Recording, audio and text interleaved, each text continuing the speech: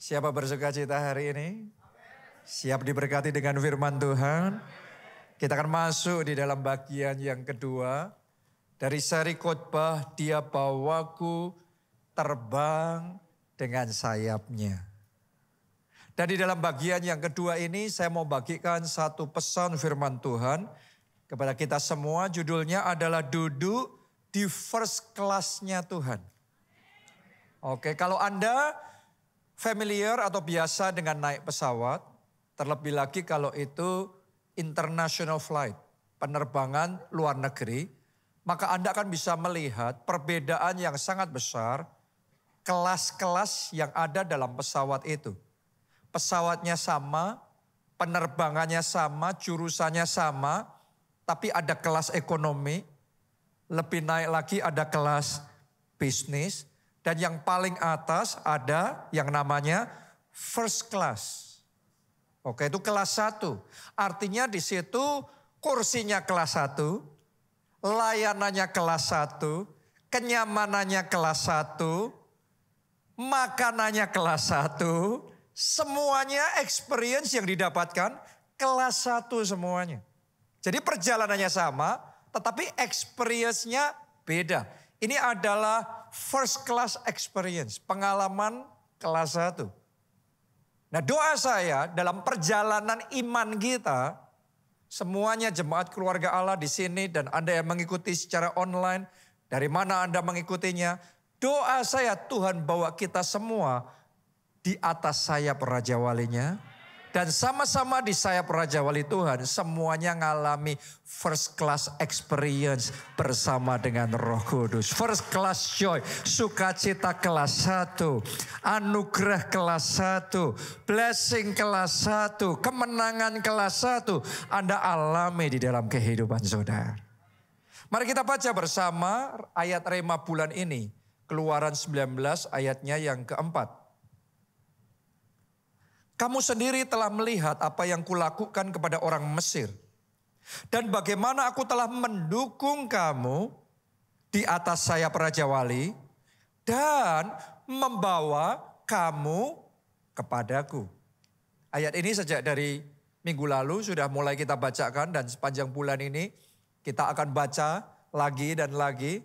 Tapi hari ini saya ingin bacakan ayat ini sekali lagi dalam versi Alkitab yang berbeda. Tadi TB, terjemahan baru. Nah sekarang mari kita baca dalam versi BIMK, Bahasa Indonesia Masa Kini. Ya, ada yang secara digital ya Alkitabnya, Anda bisa download berbagai macam versi Alkitab, jadi Anda bisa ngerti. Ada banyak versi Alkitab. Saya bacakan buat saudara versi BIMK. Kamu sudah melihat apa yang kulakukan terhadap orang Mesir, dan bagaimana aku membawa kamu kepadaku di tempat ini dengan kuasa besar. Oke, pegang itu dulu ya. Seperti burung Raja Wali membawa anaknya di atas sayapnya. Jadi ternyata Tuhan membawa bangsa Israel di atas sayapnya, dicatat tadi, dengan kuasa besar.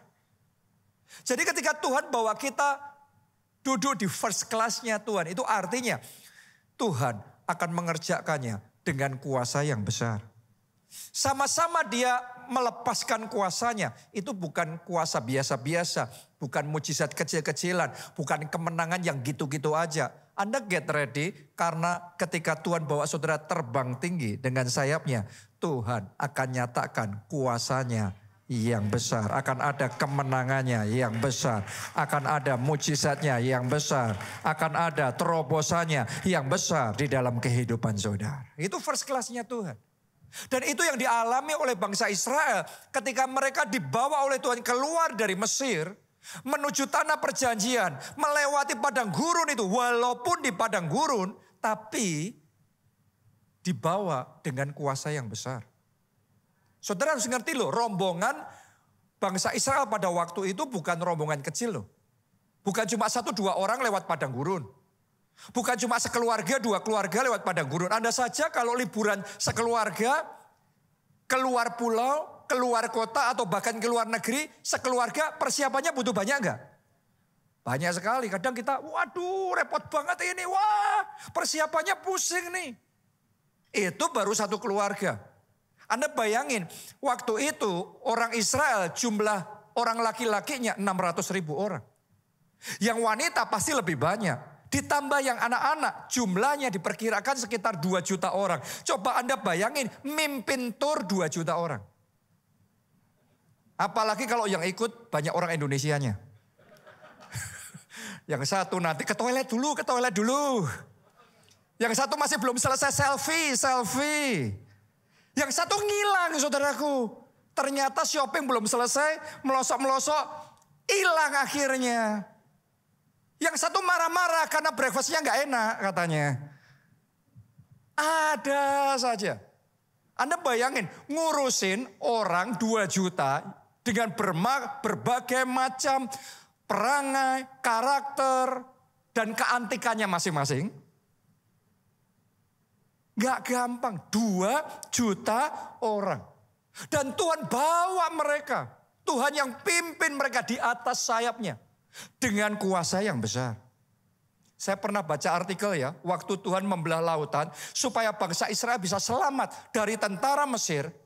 Mereka nyeberangi lautan. Saudara tahu gak berapa besar yang Tuhan harus belah, lautan yang Tuhan harus belah supaya orang Israel bisa cepat lewatnya, nyebrangnya cepat sehingga dalam semalam itu 2 juta orang nyampe semua ke seberang lautan. Kalau yang dibuka, dibelah sama Tuhan cukup untuk 1 orang lewat, berarti 2 juta ngantri, macet itu saudara, kayak di jalan tol, macet itu. Bayangin kalau jalan tol cuma 1 lane saja. Jalan tol dalam kota, Anda kalau bayangin dibuka cuma 1 lane aja. Itu macetnya sudah sampai Tangerang sana kan. Artinya nggak mungkin Tuhan buka cuma 1 lane saja untuk orang Israel. Itu bisa berhari-hari baru semuanya nyampe ke sana. Keburu dikejar oleh tentara Mesir. Mati semua mereka. Jadi Tuhan buka lebar supaya dalam semalam bisa nyampe. Dan di dalam artikel yang saya baca itu sudah diteliti, dihitung. Untuk dalam semalam semuanya nyebrang. Nyampe semua ke seberang. Itu Tuhan harus buka yang lebar cukup untuk 5.000 orang sekali langsung jalan. Sehingga dalam semalam 2 juta jalan semuanya. Artinya gini, ketika Tuhan mengerjakan mujizat membelah lautan, itu bukan membelah lautan biasa, bukan mujizat yang kecil-kecilan, yang biasa-biasa, tapi ini mujizat yang spektakuler. Mujizat yang besar, makanya di tadi, aku membawa kamu dengan sayapku, dengan kuasa yang besar. Jadi get ready, kalau mulai bulan ini Anda dibawa Tuhan, terbang di atas sayapnya, akan ada kuasa yang besar. Dia akan kerjakan dalam hidup saudara. Kuasa yang besar menyembuhkan sakit penyakit saudara. Kuasa yang besar mendatangkan pemulihan di dalam keluarga saudara. Kuasa yang besar sehingga terobosan besar terjadi dalam pekerjaan saudara. Berkat yang besar di dalam keuangan saudara. Kita kasih tepuk tangannya pula yang paling meriah buat Tuhan kita. Haleluya. Dengan kuasa yang besar itu first class-nya Tuhan. Yang gak bisa pun jadi bisa. Mari lanjutkan pembacaan kita. Mazmur 68 ayat yang ke-20. Ayat ini dimulai dengan terpujilah Tuhan. Coba semuanya katakan dengan iman. Puji Tuhan. Sekali lagi katakan dari hati saudara meluap untuk Tuhan. Puji Tuhan. Terpujilah Tuhan, ditulis gini, hari demi hari Ia menanggung bagi kita, Allah adalah keselamatan kita.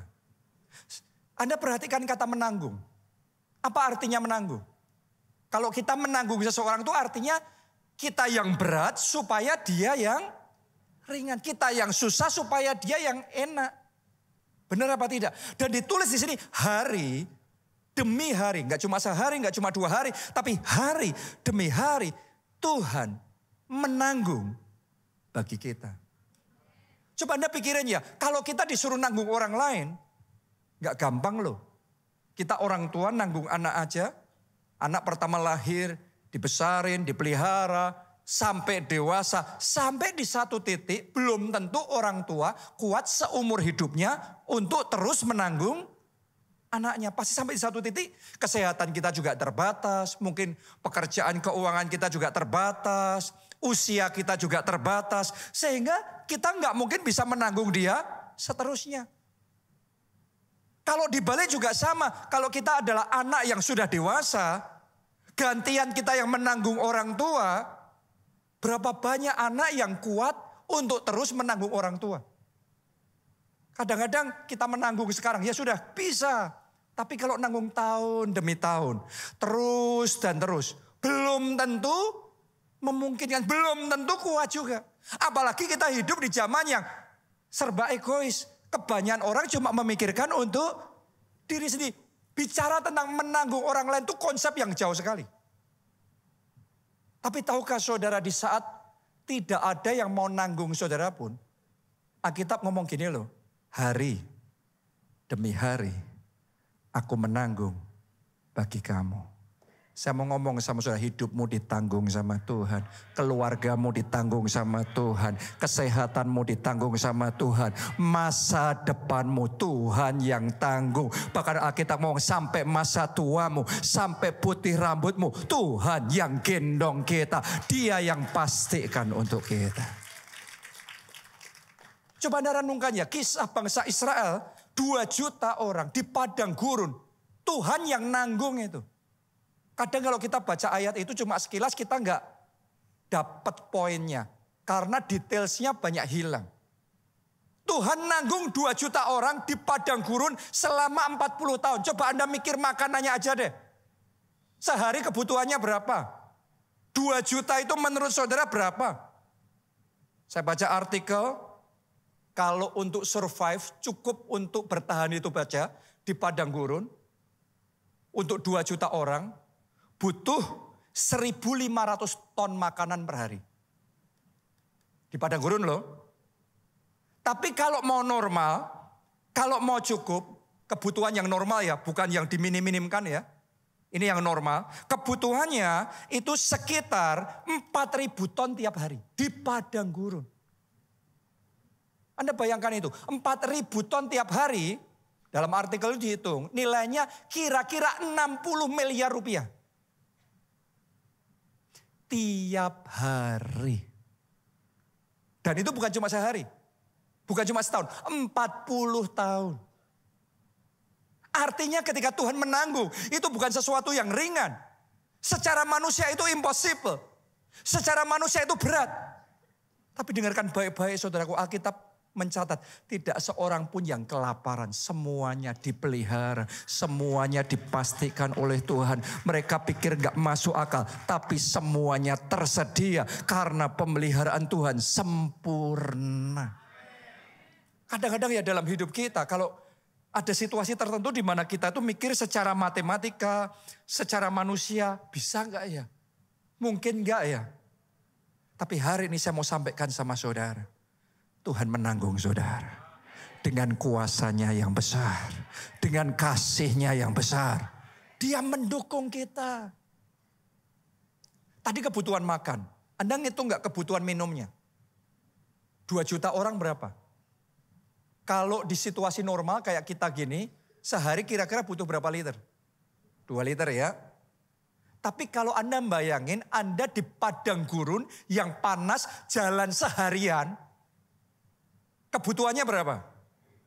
Itu sampai 6 liter. Saudara hitung, 6 liter dikali 2 juta orang, berarti berapa? 12 juta liter. Dan itu kalau harus diangkut sama truk, 1 truk yang angkut air, itu 5.000 liter. Itu kira-kira butuh 2.400 truk tangki membawa air tiap hari untuk ngasih minum semua bangsa Israel. Di padang gurun. 40 tahun. Kok gak ada yang mati kehausan? Dia bawa kita dengan sayapnya. Dia yang menanggung kita hari demi hari. Dia yang memelihara hidup kita. Saya mau ngomong sama saudara. Kadang-kadang sebagian dari kita belum ngalami yang namanya hidup dipelihara Tuhan. Sebagian orang baru dalam tahap hidupnya sendiri, berjuangnya sendiri, kerjanya sendiri, usahanya sendiri, dapatnya sendiri. Tapi hari ini saya berdoa, Anda itu benar-benar sampai di titik ikut Tuhan tuh ngalami. Ditopang sama Tuhan. Dengan sayapnya, karena sama-sama nanggung kebutuhan yang sama. Kalau semuanya harus dipenuhi sendiri, semuanya dibayar sendiri, sama ada yang menopang, pasti berat ringannya beda.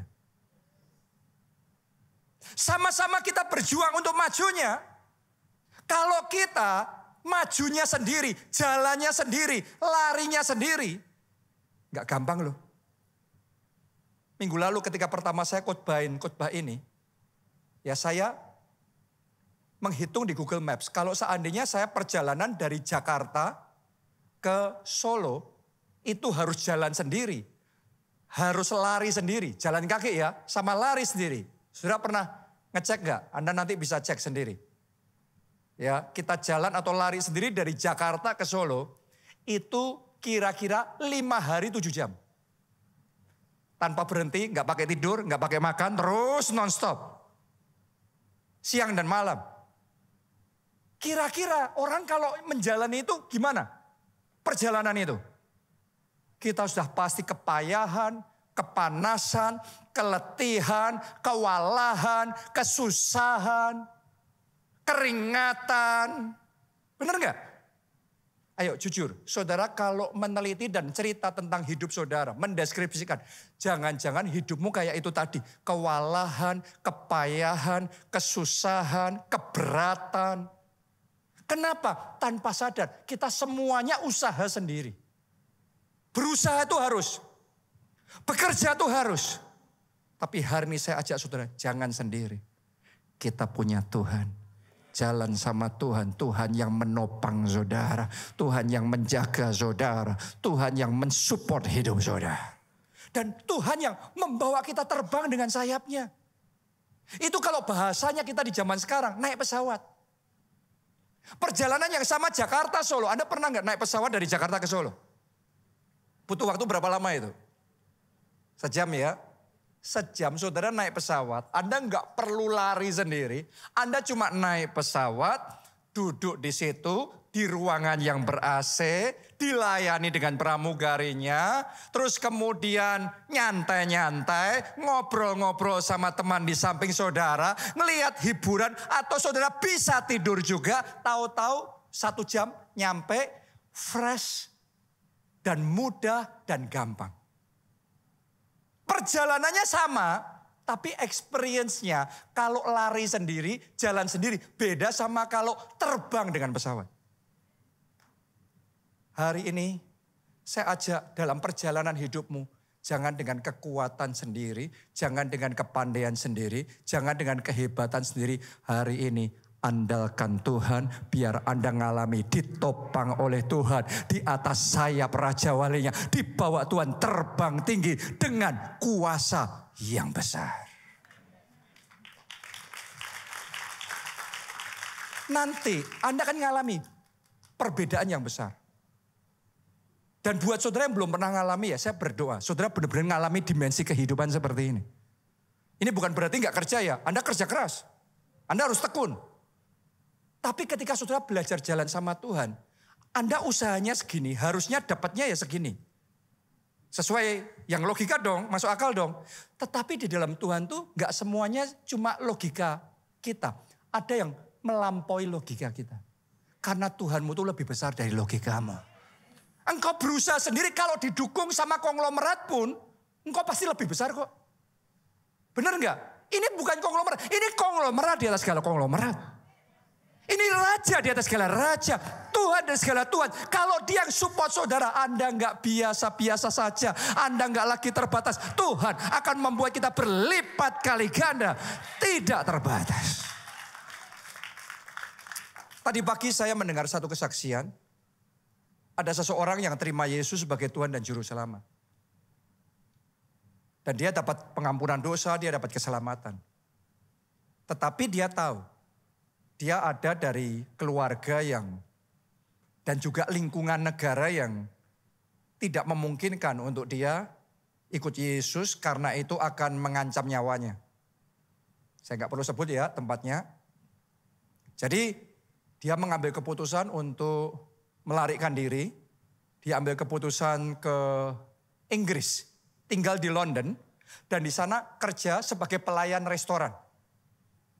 Itu bagian dari bayar harganya karena Yesus dia kehilangan banyak hal, sekarang dia kerja sebagai pelayan di sana. Singkat cerita, setelah sekian waktu, ada orang kaya raya dari negaranya yang mau beli properti-properti di Inggris. Tapi ini orang kaya kuno yang gak bisa bahasa Inggris dan gak tahu cara modern. Jadi dia cuma nyampe ke sana, terus kemudian keliling sendiri, ngeliat-ngeliat sendiri, terus cari yang dijual, dia berusaha temuin, dia berusaha ajak bicara sendiri, padahal gak bisa bahasa Inggris. Ilmu Tarzan. Akibatnya gak nyambung, gak connect, akhirnya dia ditolak, akhirnya malah diusir.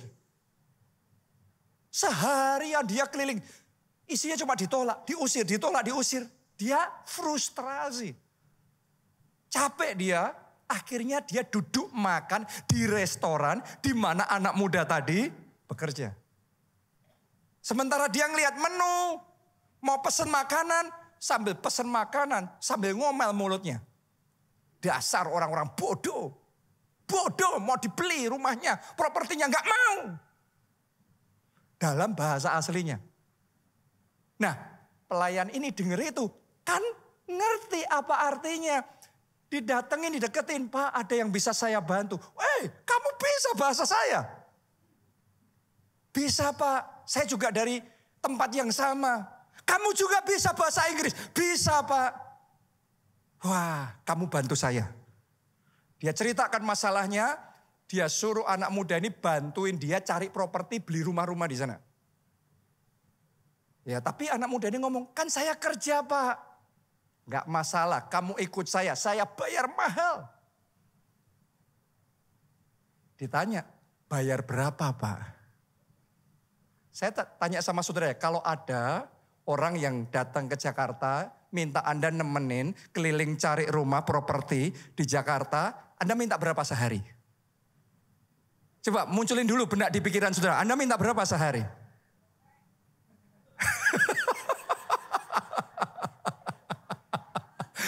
Oke. Saudara tahu enggak? Orang kaya ini mau bayar berapa? Dia ngomong, saya bayar kamu per hari 1 juta pound sterling. Saudara cek deh, kursnya pound sterling itu berapa? Sekitar 20.000. Coba Anda hitung 1 juta kali 20.000 itu berapa? 20 miliar rupiah. Dan dia hire orang muda ini 3 hari. 3 juta pound sterling. 60 miliar rupiah. Ini kisah nyata. Ini bukan ilustrasi, ini kisah nyata. Ini sungguh-sungguh terjadi. Anak muda itu segera ngomong, tunggu sebentar Pak, saya pamit sama bos saya dulu. Bosnya marah-marah saudaraku, ngancam. You kalau sampai pergi, nanti mau balik kerja lagi, saya tolak. Enggak apa-apa, bye-bye. Karena dia bawaku terbang dengan sayapnya di first class-nya Tuhan. Lebih dari yang dia pikirkan, lebih dari yang dia bayangkan, lebih dari yang timbul di dalam hatinya. Tuhan yang kerjakan itu dalam hidupnya. Anda harus tahu dalam hidup ini ada hal-hal yang seperti itu kalau Anda jalan sama Tuhan loh. Kalau orang ngomong itu kebetulan. Tapi saya mau ngomong dalam hidup kita. Kalau kita jalan sama Tuhan, saya mau deklarasikan untuk hidup saudara ya. Mulai hari ini yang disebut orang kebetulan itu akan terjadi lagi, berseri-seri, terus menerus tidak hentinya. Seumur hidup ada kejutan-kejutan indah yang Tuhan kerjakan dalam hidup saudara. Kita kasih tepuk tangannya pula yang paling meriah buat Tuhan kita.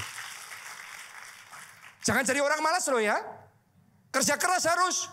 Tekun harus, berjuang harus, tapi jalan sama Tuhan harus. Andalkan Tuhan dalam hidup saudara. Dalam kehidupan saya tuh juga ngalami anugerah kasih karunia kemurahan Tuhan. Gak habis-habisnya. Dan ada satu berita saya mau cerita sama saudara. Satu lagi ya kebaikan Tuhan. tanggal 7 Juli bulan depan. Tanggal 7 Juli kita akan kedatangan tamu dari Amerika, 9 orang dari Oral Roberts University. Oke, ini presidennya, Presiden ORU dan top leadersnya semua akan datang. Nah, kalau Anda belum familiar dengan ORU ini, dia adalah universitas swasta Kristen yang untuk aliran Pentakosta karismatik kayak gereja kita gini, ini number one, the best in the world. In the world, nomor 1. Untuk aliran kayak Pentakosta karismatik kayak kita gini. Ini benar-benar amazing banget. Ya, bahkan anak-anak pendeta dari gereja-gereja terbesar seluruh dunia, kebanyakannya kolain anaknya di Orus itu. Salah satunya adalah anak-anak pendeta dari David Oyedepo. Dia gembala jemaat salah satu gereja terbesar di dunia sekarang. Jemaatnya 5 juta jiwa. Di lebih dari 150 negara. Mereka sendiri membangun university, 2 universitas yang mereka bangun itu top 10 di Afrika. Tapi nyekolainya di Oru ini. Nah, nanti tanggal 7 Juli, top leadersnya mereka ini dari Amerika akan datang ke gereja kita di Haleluya Center. Di PIK, ibadah jam 10 pagi untuk melakukan penandatanganan MOU kerjasama antara Oru Amerika dengan gereja kita untuk launching Oru Indonesia.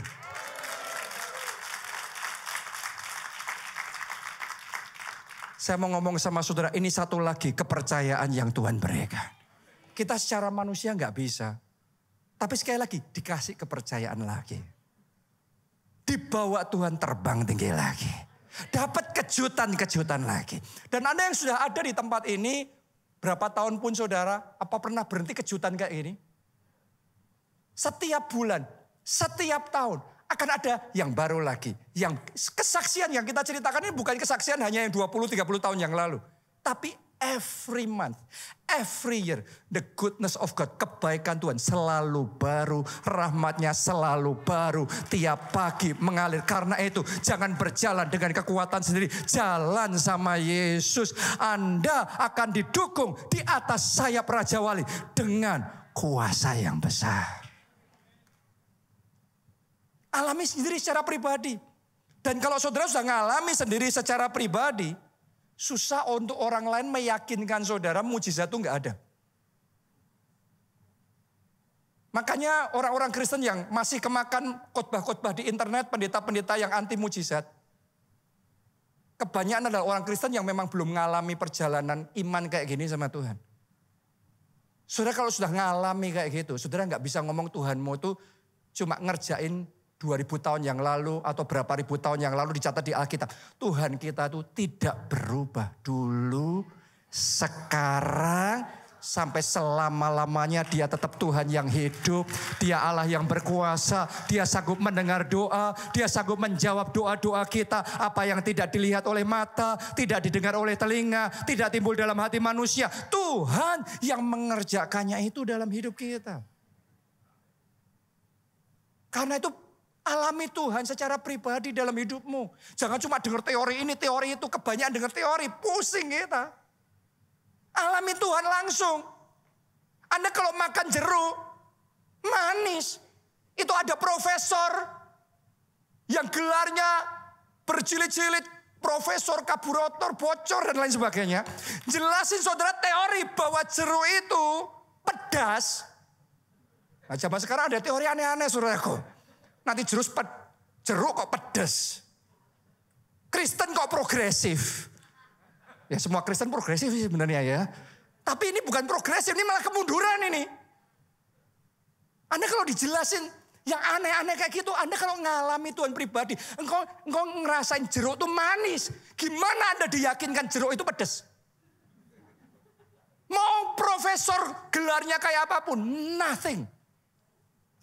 Karena kita tahu Tuhanku Allah yang hidup. Yesus yang kita sembah, pribadi yang hebat, pribadi yang besar, dia yang berkuasa. Dan kita kenal Tuhan secara pribadi di dalam kehidupan kita. Jadi kekristenan ini bukan cuma agama. Makanya di sana debatnya cuma teori agama, teori tentang Tuhan. Mereka teori tentang Tuhan. Kita kenal Tuhan. Ngalami Tuhan. Secara pribadi dalam kehidupan kita. Siapa mau ngalami itu sama Tuhan? Ayo kita baca di dalam Ibrani 8 ayat 8 sampai 10. Sebab ia menegur mereka ketika ia berkata, sesungguhnya akan datang waktunya. Demikianlah firman Tuhan. Aku akan mengadakan perjanjian baru. Kalau ada perjanjian baru berarti ada perjanjian lama. Oke? Dengan kaum Israel dan dengan kaum Yehuda. Bukan seperti perjanjian yang telah, berarti yang lama. Yang telah kuadakan dengan nenek moyang mereka. Pada waktu aku memegang tangan mereka untuk membawa mereka keluar dari tanah Mesir. Ini masih ingat gak tadi ayat yang kita baca? Waktu Tuhan pegang tangan mereka, bawa mereka keluar dari tanah Mesir, Tuhan kasih di atas sayapnya. Mereka tuh udah ngalami semuanya loh.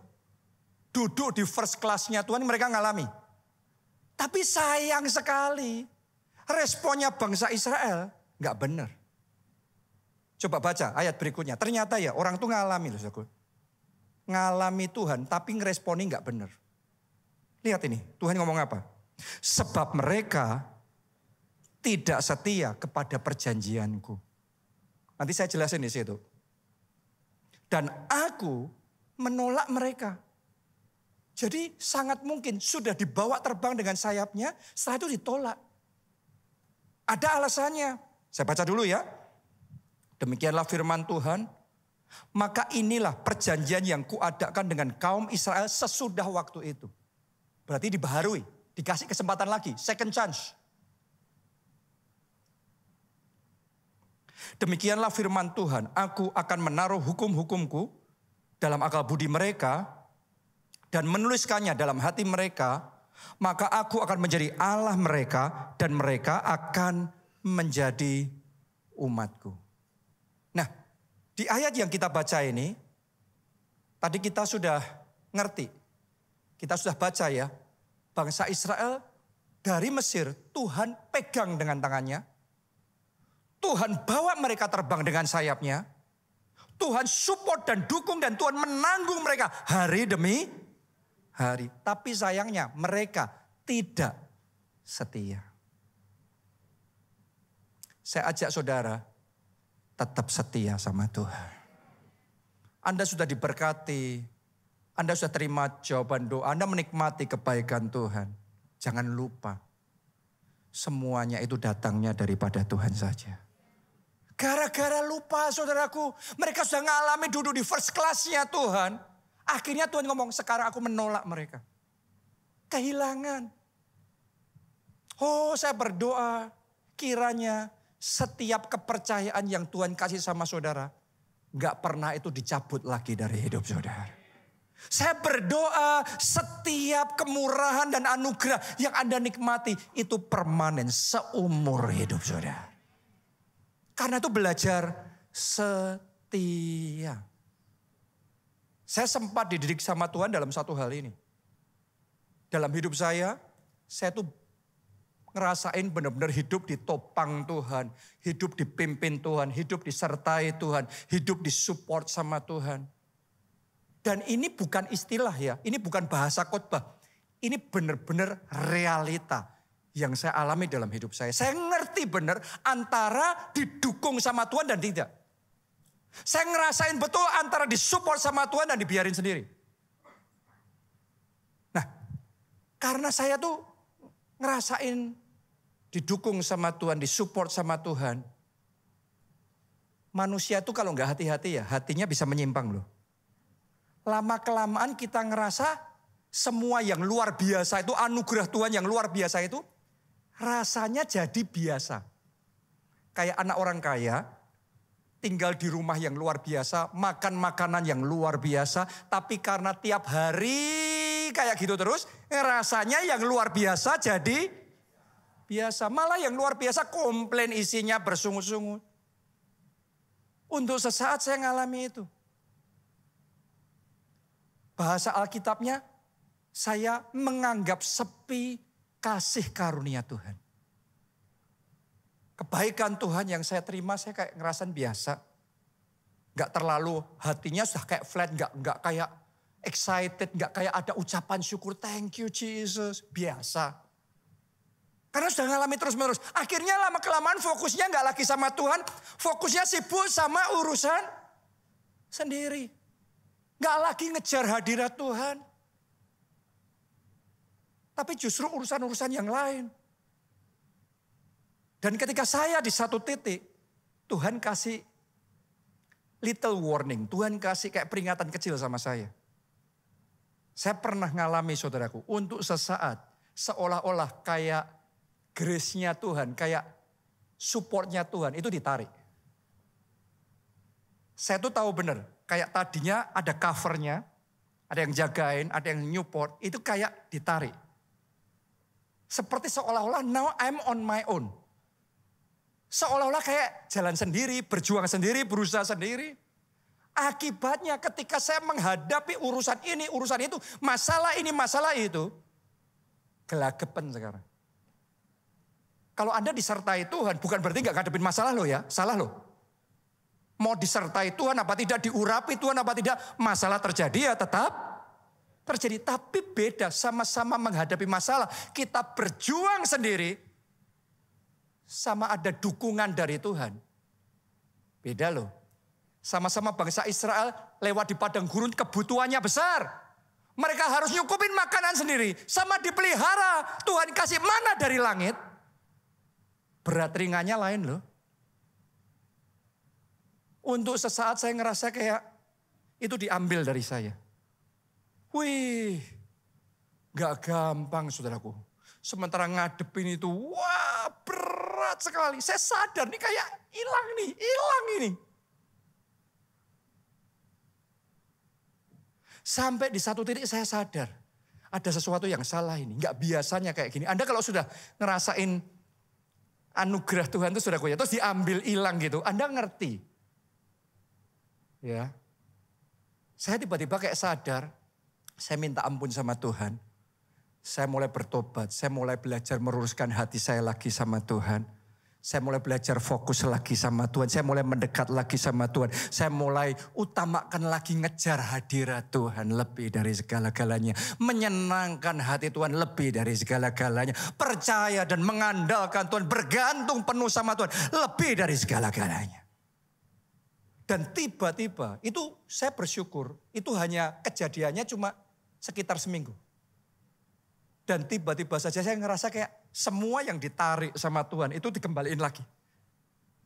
Rasanya gini saudaraku, kayak ikan yang sudah keluar dari air, terus menggelepar-gelepar, sudah gelagapan, sudah mau kayak mati karena nggak ada air, terus diambil, dikembaliin lagi. Anda bisa bayangin nggak, ikan ini waktu dikembaliin ke air rasanya gimana? Langsung dia bisa berenang lagi, dia fresh lagi, dia hidup. Itu perasaan yang saya rasain, benar saya sadar itu. Hari ini saya mau ngomong sama saudara.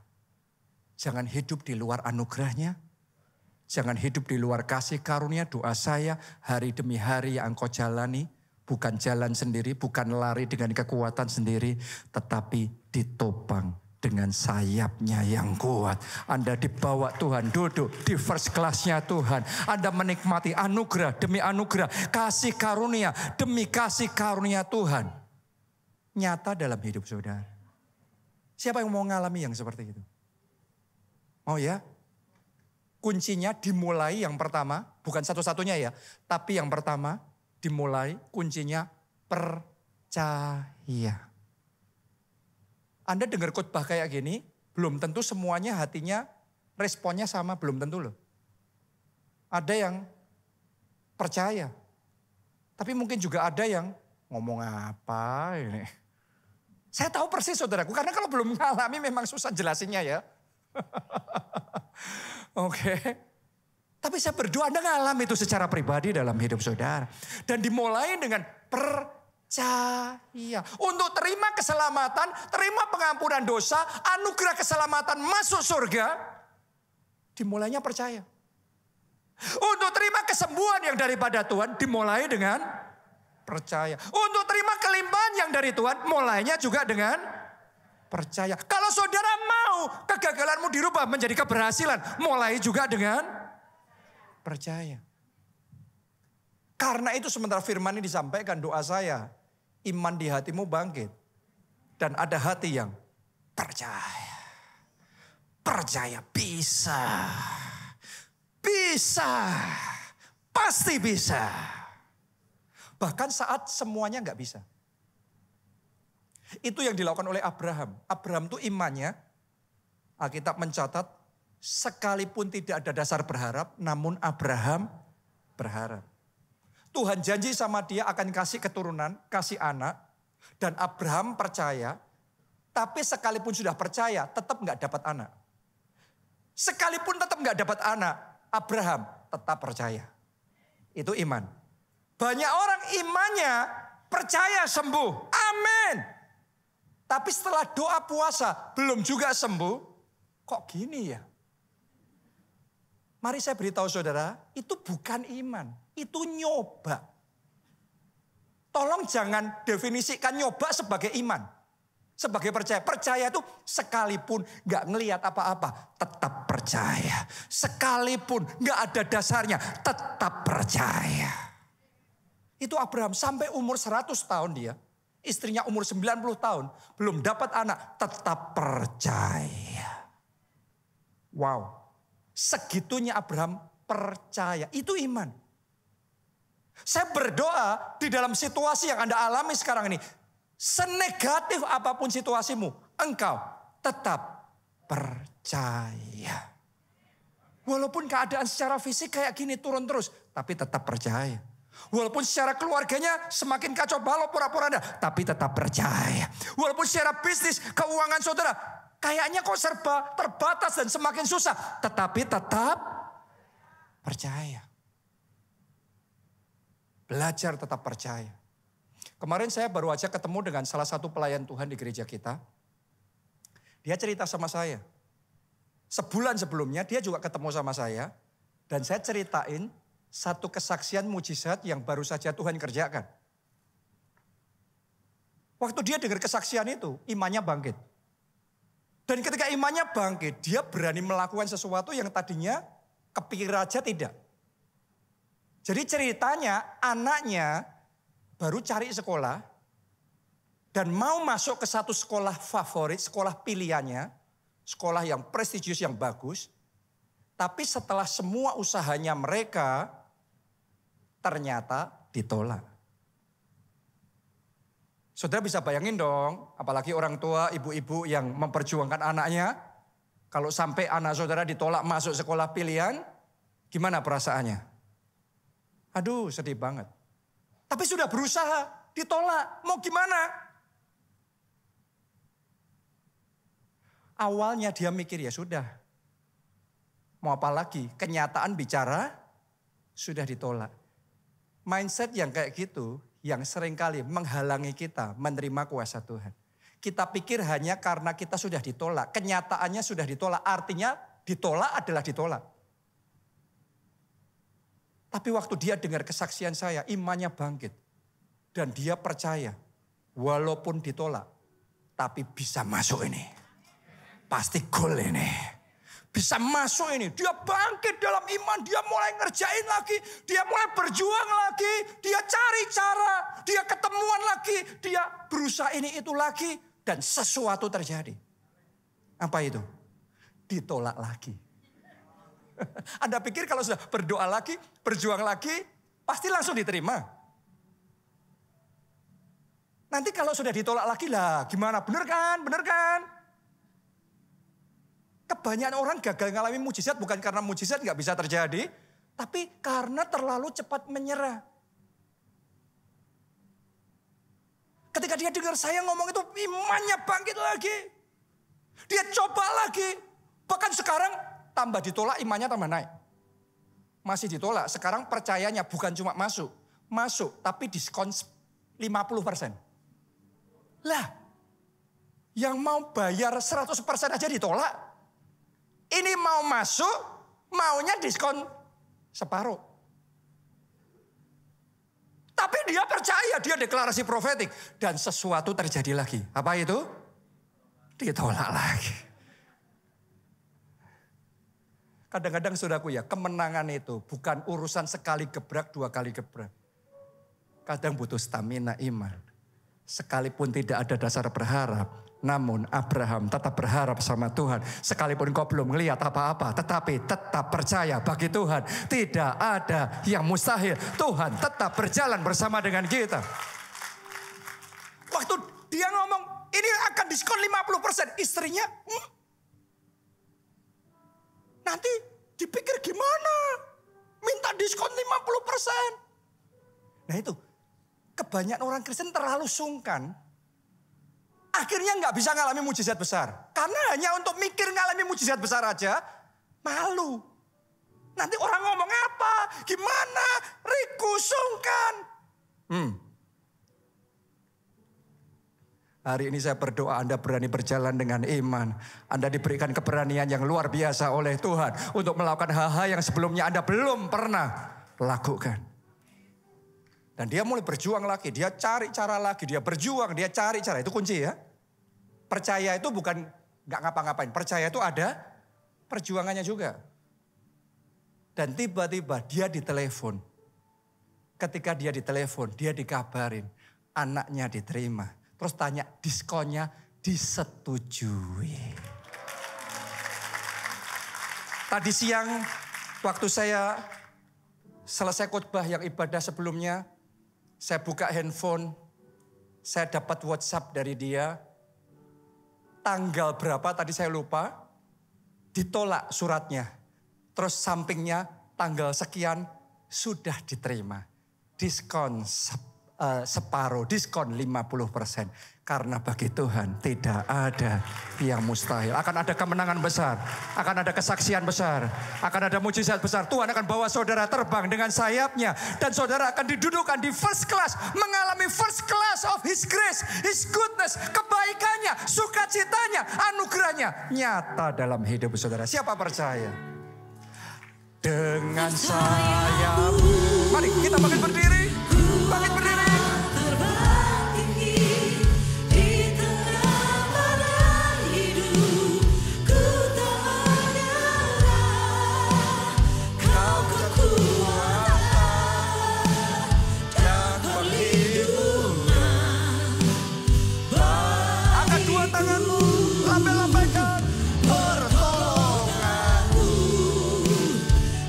Tempat maha tinggi.